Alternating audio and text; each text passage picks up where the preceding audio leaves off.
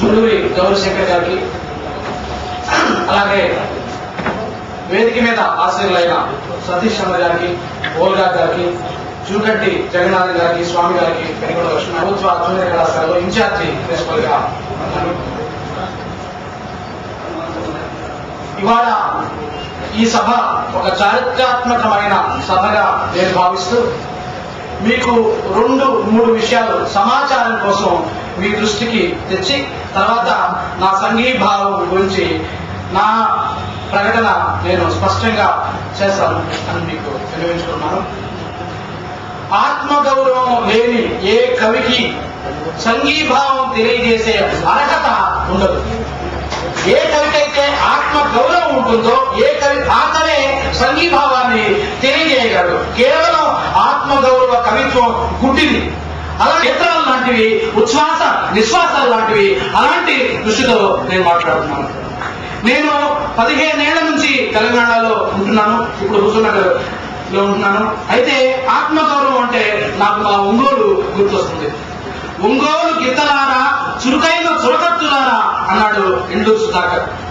మా ఒంగోలు కూడా బెంగాల్ లాంటిది అని మేము చెప్పుకుంటా ఉంటాం.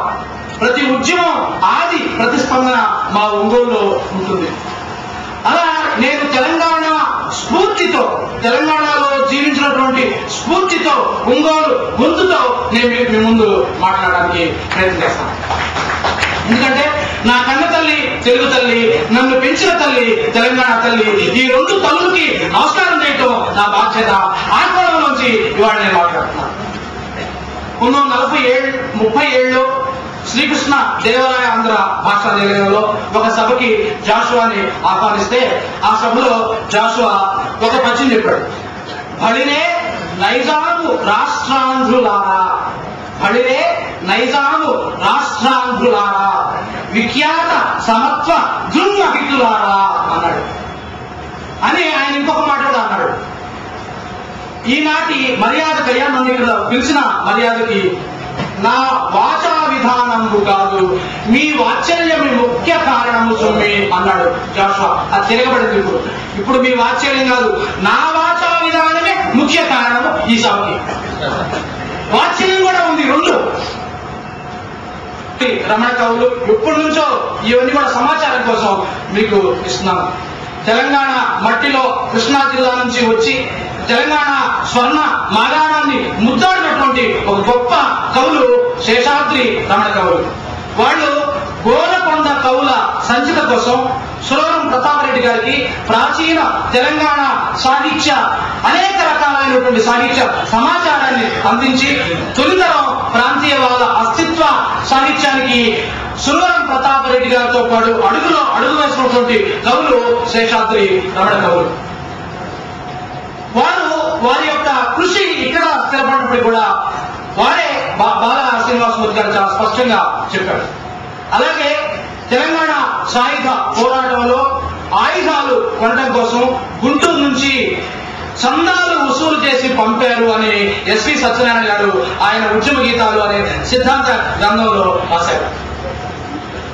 అలాగే 69 తెలంగాణ ఉద్యమం జరిగేటప్పుడు ఈస్ట్ గోదావరి జిల్లా చెందినటువంటి కొర్రపాటి పట్టాభిరామయ్య అనే ఒక వృద్ధుడు 69 మార్చి 3వ తేదీ నుంచి మార్చి 12వ తేదీ వరకు ఆమరణ నిరాహార దీక్ష చేసిన తర్వాత ఆయన అరెస్ట్ చేస్తారు. మార్చి 12వ తేదీ ఆయన ఈస్ట్ గోదావరి జిల్లా ఇక్కడ పుట్టాడు వృద్ధుడు ఆయన. అలా ఆ రకమైనటువంటి వారసత్వం కూడా ఉంది ఆంధ్ర ప్రజలకి. నేను మా నాన్న నాకు ఫోన్ చేశాడు, ఒరే నువ్వు చాలా జాగ్రత్తగా ఉండు, హుజూర్నగర్లో ఉన్నావు కదా, ఆంధ్రోళ్ళు నేను కొడతారా అంటే నాన్న అదేం లేదు, ఏమనుకుంటున్నారు మీరు, రాష్ట్రం విభజించాలా వద్దా అని మా నాన్న అడిగాడు. ఏముందిరా, ఎవరు సోదరుడు వాళ్ళు కాసుకుంటే బెటరా అంటాడు. మా దగ్గర విడిపోయేటప్పుడు అన్నదమ్ముడు నీ సోదరుడు నువ్వు కాసుకో, నా సోదరుడు నేను కాసుకుంటా అని చెప్పాడు. ఇది నీ మాటేనా మిగతా వాళ్ళందరి మాట అంటే ఆయన 65 ఏళ్ళు వచ్చినాయి, పొద్దున్నే పేపర్ చదవడం, రచన దగ్గర పిచ్చాపాటి మాట్లాడుకోవడం, పొలాలు గొడవ లేదు, అదంతా మా తమ్ముడు చూసుకుంటాడు. అందరితో ఆయనకి సమాచారం ఉన్నాడు. అందరూ మనకు అనుకూలంగా సాగరోళ్ళు, మంగళోళ్ళు, యానాదోళ్ళు, తెలుగులోళ్ళు అందరూ బాగున్నారు కదా, పలానా మన పెద్దరెడ్డి గారు మాత్రం అరే కొద్దిగా వద్దురా అంటున్నాడా అని చెప్పాడా అన్నాడు. ఇది మా నాన్న తెలంగాణ ఆంధ్ర ప్రాంతంలో ఉన్న సగటు దళిత బహుజనులకు ప్రతీకగా నేను భావిస్తున్నాను.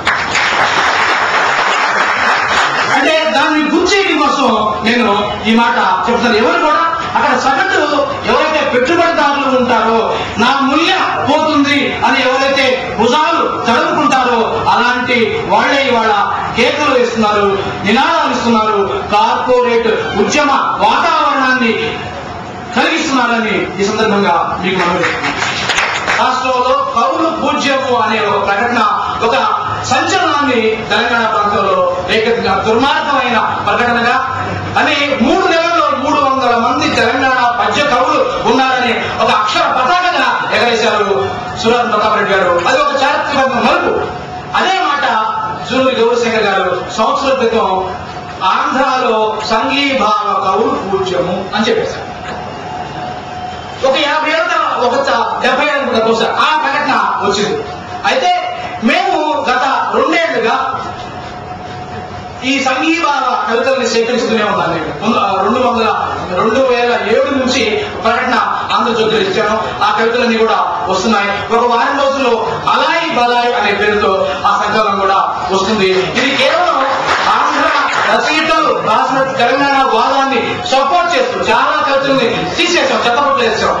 గోడ మీద పిల్లిలాగా ఉంటాడు వాడు, ఏమీ అన్నమాట సమర్థిస్తున్నాడా అనుకూలంగా ఉన్నాడు, కాసేపు సమర్థిస్తాడు కాసేపు అనుకూలంగా ఉంటాడు. అలాంటి కవితల్ని నిశ్శబ్దంగా తీసేసి ఎవరైతే వాదాన్ని చాలా క్లీన్ స్పష్టంగా సమర్థిస్తున్నారో, తెలంగాణ వాదాన్ని ఈ స్ఫూర్తితో సమర్థిస్తున్నారో అలాంటి కవితలు ఏరి సంకలనం వేస్తున్నాము.